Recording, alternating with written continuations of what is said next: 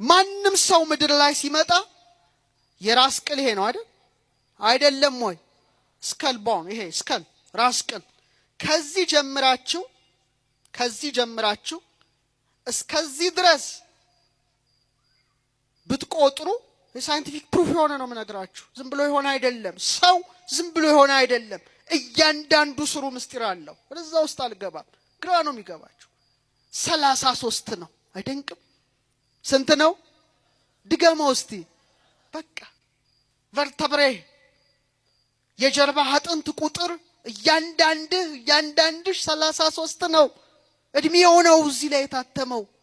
መቅደስህን ወቅ፣ መቅደስ መሆንሽን ወቂ። ጭንቅላት ምንድን ነው? የራስ ቅል ነው።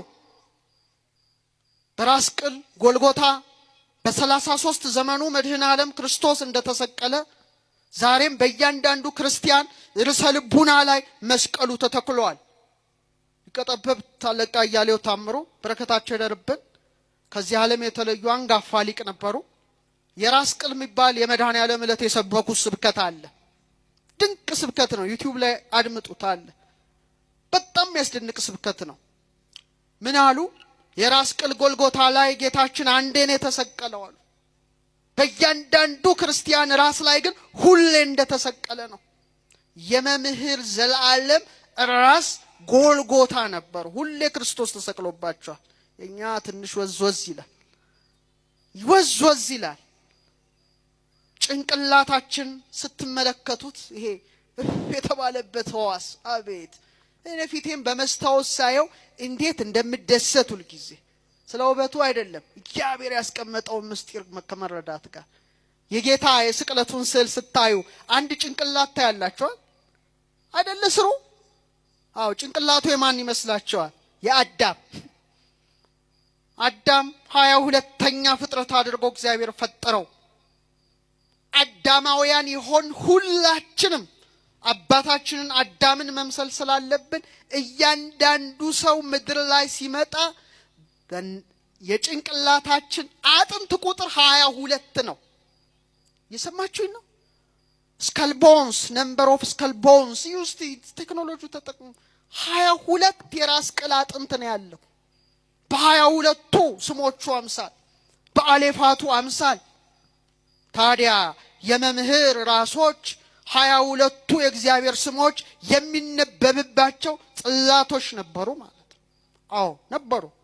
አሌፍ፣ ቤት፣ ጋሜል፣ ዳሌጥ፣ ሄ፣ ዋው፣ ዛይ፣ ሄት፣ ጤት፣ ዮድ፣ ካፍ፣ ላሜድ፣ ሜም፣ ኖን፣ ሳምኬት፣ ኤ፣ ፌ፣ ጻዴ፣ ቆፍ፣ ሬስ፣ ሳንታው የሚነበብባቸው ሕያዋን ጽላት ሆነው የተሸኙ ናቸው።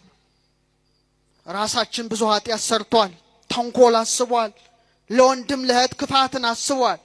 የእግዚአብሔር ቃል እንዲታተምበት የተፈጠረ ጭንቅላት ብዙ ነውሮችን ፈጽሟል። እኔ መምህር ዘላለም 22ቱ የራስ አጥንቶቹ 22ቱ የእግዚአብሔር ስሞች ቢነበቡበት ነው የሚመስለኝ። እኔን ነው እንግዲህ የሚመስለኝ። ለሁላችንም እንደዛ እንደሆነ ገምታለሁ። የሰማችሁ ነው ግን አላችሁ።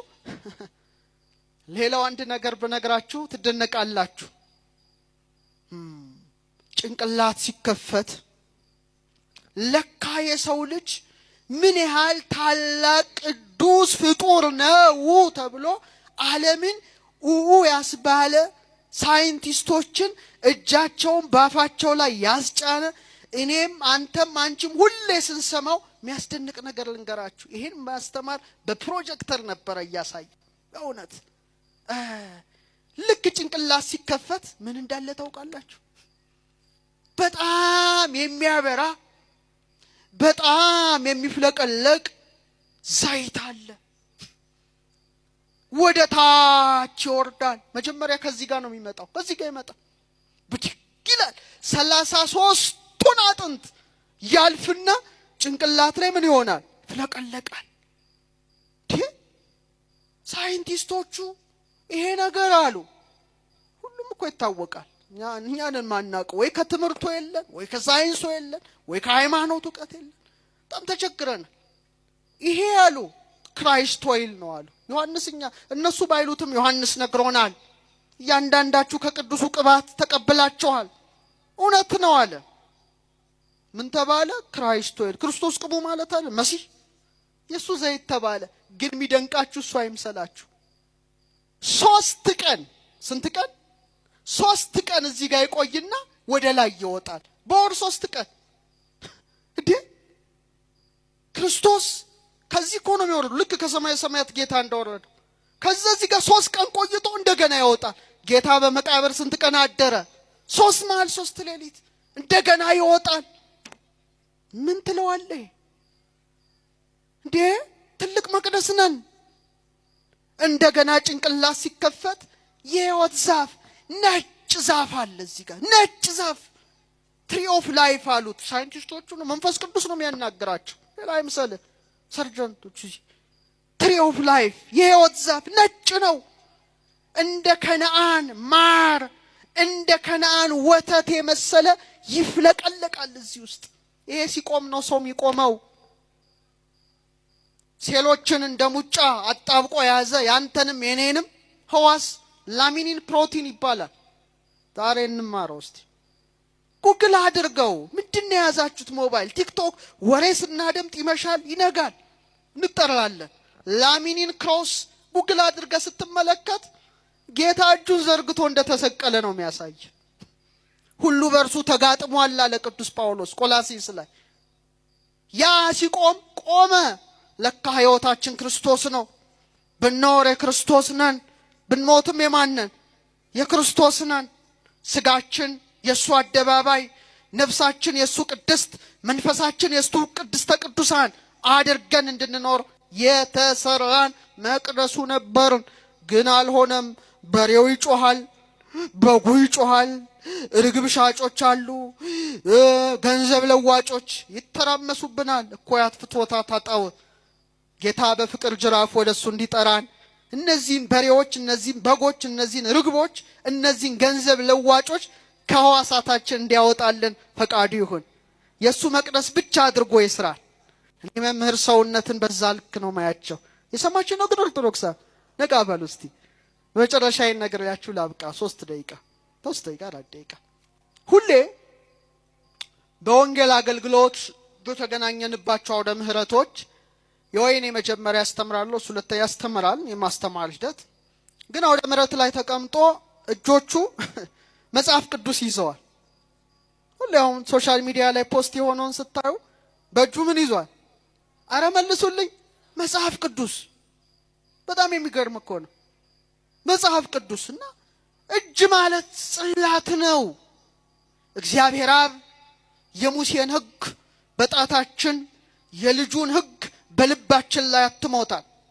ይሄን ማወቅ ያስፈልጋል።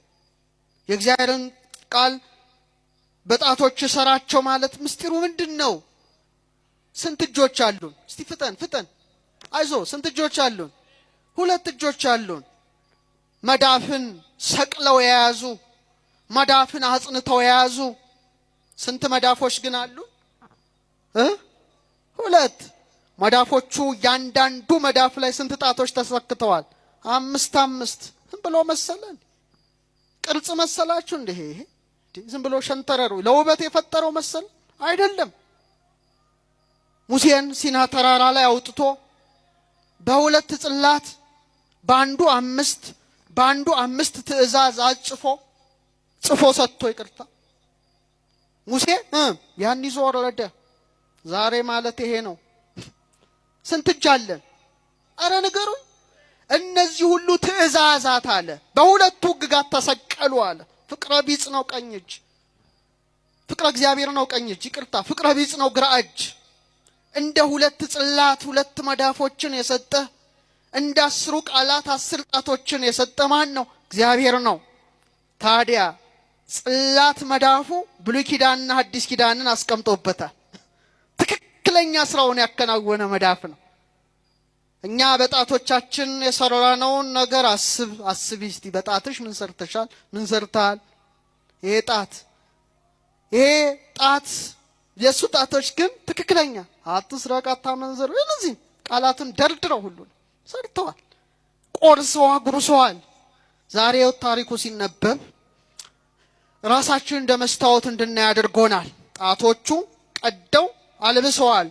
ቆርሰው አጉርሰዋል፣ ቀድተው አጠጥተዋል። የእግዚአብሔር ቃላትን የፈጸሙ ጣቶች ናቸው አሉ እዚህ ውስጥ። በጣቶቻቸው መርዝ በጥብጠው ወንድም እህቶቻቸውን ያሳበዱ የተረገሙ ቃየላውያን ጣቶች አሉ። ግን በሞት ታስረው ክርስቶስ ፊት የሚቀርቡ ከነሙሉ ደማቸው ተጠያቂ የሆኑ ጣቶች አሉ። ጣቶች አሉ፣ የረከሱ ጣቶች አሉ። ወደ ኃጢአት የተሰማሩ፣ ደም ያፈሰሱ፣ ውርጃ ያስወረዱ፣ ኪስ ውስጥ ገብተው ገንዘብ የሰረቁ፣ የሰውን ገንዘብ ወስደው ያልመለሱ ጣቶች አሉ። እነዚህ ቃየላዊ ጣቶች ናቸው። የመምህር ጣቶች ግን በጎች ጣቶች ናቸው አይደል እንዴ? በእጁ መጽሐፍ ቅዱስ ተይዟል። በቃ ጅስ ሲል አካቸው በቃ የተፈጠረበትን መቅደስነቱን ሆኖ ያለፈ ሰው መጋረጃው ዛሬ ተቀዶ መንፈሱ ወደ ቅድስተ ቅዱሳን ውሳጤ መንጦላይት ውስጥ የገባችለት ነፍስ ቀርቶ አደባባይ ስጋው ብቻ ሲታይ ትክክለኛ ዓላማውን ሰርቶ ያከናወነ የክርስቶስ ሙሽራ ነው። የሰማችሁ ነው። ሙሽራው ክርስቶስ፣ ሙሽሪት ቤተ ክርስቲያን ብትሆን እሱ ሚዜ ሆኖ አርከመራዊ ሆኖ ስለ ሙሽራው ያወጀ ነው። ስለዚህ ከራስ ጸጉር እስከ እግር ጥፍሩ ለማን ተሰጥቶ ነበረ? ለክርስቶስ ነው። ይሄ በቃ ሲፈልግ ወሰደው ማለት ነው። የሰው የመጨረሻ አካሉ ምንድነው? ፍጠን ፍጠን ፍጠን። የመጨረሻ አካላችን አንቺ የመጨረሻ አካልሽ ምንድነው? ምንም። ከራስ ጸጉር የመጨረሻ እስከ እግር ጥፍር አይደል? የመጨረሻው ጸጉር ነው። ቀጥሎስ ጥፍር ነው። አይዟችሁ እንዴ ነቃበል። ምንድነው? የመጨረሻ ህይወትን ያመክላል ነው እኮ አይደል? ዴድ ሴል ናቸው ሁለቱም። የሚገርመው ጸጉራችሁን ስትቆረጡ ያማችኋል እንዴ? ጥፍራችሁን ስትቆረጡ ቢያማችሁ ኖሮ ጉድ ይፈላ። ዴድ ሴል ከዴድ ሴል የተዋቀረ ነው። ለምን? ሞትን የሚወክሉ ናቸው ሁለቱም። ለዚህ ነው የምትቆርጣቸው። መቃቢያን ይናገራል። ኢፋኒዮስም ወስዶታል። ጸጉር መብቀሉ የመወለድህ ነው ይላል። ማደጉ የማደግህ ነው። ትላጨዋለህ የመሞት ነው። ተላሽታ አትቀርም። ዳግመኛ ምን ይሆናል? ይበቅላል። አንተም ሙተህ አትቀርም። ክርስቶስ ሲመጣ ትነሳለህ ነው። በቃ ደስ ይላል። ጥፍር መብቀሉ ወይ ጥፍርሽ መብቀሉ የመወለድሽ ነው። ማደጉ የማደግሽ ነው። ትቆረጨዋለሽ፣ የመሞትሽ ነው። ተቆርጠሽ አትቀሪም። እንደገና ምን ይሆናል? ጥፍርሽ ይበቅላል። ሰው ሙቶ አይቀርም። ክርስቶስ ሲመጣ ከምን ያስነሳዋል? ከሞት ያስነሳዋል ነው። በቃ መሽቷል። ቤት እንሄዳለን። ከዛስ እሺ ትበላላችሁ። እሺ ምግብ ላይ ሄዳችሁ ከዛስ እንዴት ነው የምትተኙት? ቆማችሁ ነው ወይስ ተጋድማችሁ? ቆሞ የሚተኛ አለ? እሺ ተጋድማችሁ ተኛላችሁ። ግን ተኝታችሁ ምን ታያላችሁ? ስጋችሁ ሲል ነፍስ ህልም ስታልም ታድራለች። ጠዋት አላርም ሲጮህ ወይም ዶሮ ሲጮህ ወይም ጎ ሲቀድ ብርሃን ሲመጣ ፀሐይ ስትወጣ ብድግ እንላለን። ይሄ ማለት ያንተ ያንቺ የሁላችን ህይወት ነው። ሲመሽ መተኛታችን በጨለመሽ ሞት ከዚህ ዓለም እንሰናበታለን። ለምን? አናይም፣ ተከድነናል ነው። አደባባዩ ፈርሷል ነው። ቅድስቱና ቅድስተ ቅዱሳኑ ነው ማይፈርሰው። ከዛ አልጋ ላይ መጋደማችን መቀበራችን ነው። ህልም ማለማችን ነፍስ በሕያውነት መኖሯን ያመለክታል።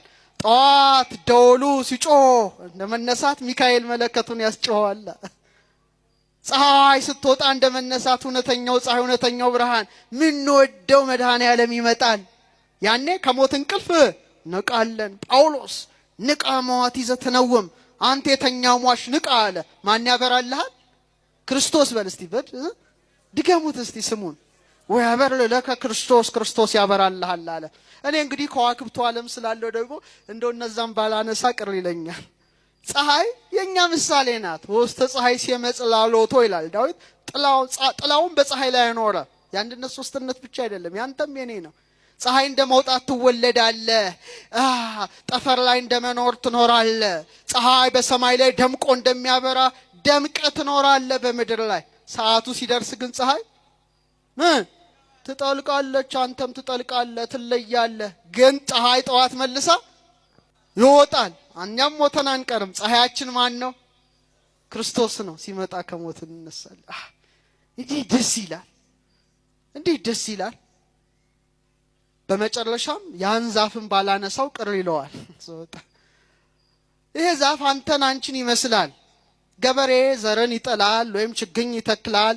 ከዛ ዛፉ ይበቅላል፣ ያድጋል፣ ያብባል፣ ያፈራል፣ ይደርቃል፣ ይቆረጣል፣ ወይ ይታጨዳል፣ ይወቃል፣ ጎተራ ይገባል። ከጎተራ ወጥቶ ተዘርቶ አሽቶ በቅሎ በስሎ 30 60 100 ያፈራል። አንተን አንቺን እኔን ይመስላል።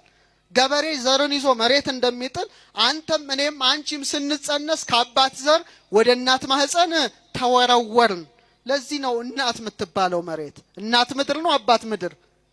አረ ነገር አባት አይባልም። ሰማይስ? ሰማይ ወንዴ ነው፣ ምድር ሴቴ ናት። ሰማይ ስማ ነው፣ ሰማይ ስሚ። ነቢያት የሚሉት ሰማይ ስማ። አያችሁ ከሰማይ ዝናብ እንደሚፈስ ከወንድም ዘር ይወጣል። ምድር ያን ዝናብ ተቀብላ ፍሬ እንደምታፈራ ያን ዘር እናት ምድር ሆና ተቀብላ ልጆች ይወለዳሉ ማለት ነው። ዛፉ እንደማደግ እናድጋለን። እንደማበብስ ምን ይመስላችኋል? ወጣት ትሆናላችሁ። እንደማፍራትስ ቤት ንብረት ልጆችን፣ እንደ መምህር ደግሞ ወንጌልን ማፍራት፣ ሚሊዮኖችን ማፍራት፣ ይሄ የሥጋ ልጆች የመንፈስ ልጆችን ማፍራት። እንደ መድረቅ ማርጀት፣ እንደ መቆረጥ መሞት፣ ጎተራ እንደ መግባት መቀበር፣ ከጎተራ ወጥቶ ተዘርቶ አሽቶ በቅሎ በስሎ እንደመበላት የክርስቶስ ነንና በዕለተ ምጽአት ከሞት እንደ ዘንግ ተመልምለን እንደ እሸት ተፈልፍለን እንነሳለን። በሰባቱ መቅረዞች መካከል የሰውን ልጅ የሚመስል ቆሞ እንደነበር እንዳለው ዛሬ ሁለት አይኖቹ ክርስቶስን ያዩ፣ ሁለት ጆሮቹ ቃሉን ይሰሙ፣ ሁለት አፍንጮቹ መዓዛውን ያሸቱ፣ አንደበቱ ስለ ክርስቶስ ያውጅ የነበረው የመምህራችን የመምህር ዘላለም ወንድሞ ስመ ክርስትናው ወልደ ሰማዕት አደባባዩ ሳይሆን አደባባዩ ወደ መሬት ቢሆንም ቅድስትና ቅድስተ ቅዱሳን ሰውነቱ ግን ወደ ክርስቶስ መቅደስ ሄዷልና አምላካችን ክርስቶስ በእቅፉ እንዲያኖረው የኛንም ፍጻሜያችን እንዲያሳምርልን ልዑል እግዚአብሔር ቅዱስ ፈቃዱ ይሆንልን። ያስተማረን የመከረን የአባቶቻችን አምላክ ልዑል እግዚአብሔር ስሙ የተመሰገነ ይሁን። ለመላ ቤተሰቡ ለሁላችንም ልዑል እግዚአብሔር መጽናናቱን እንዲሰጥ ቅዱስ ፈቃዱ ይሆንልን። ወስብሐት ለእግዚአብሔር።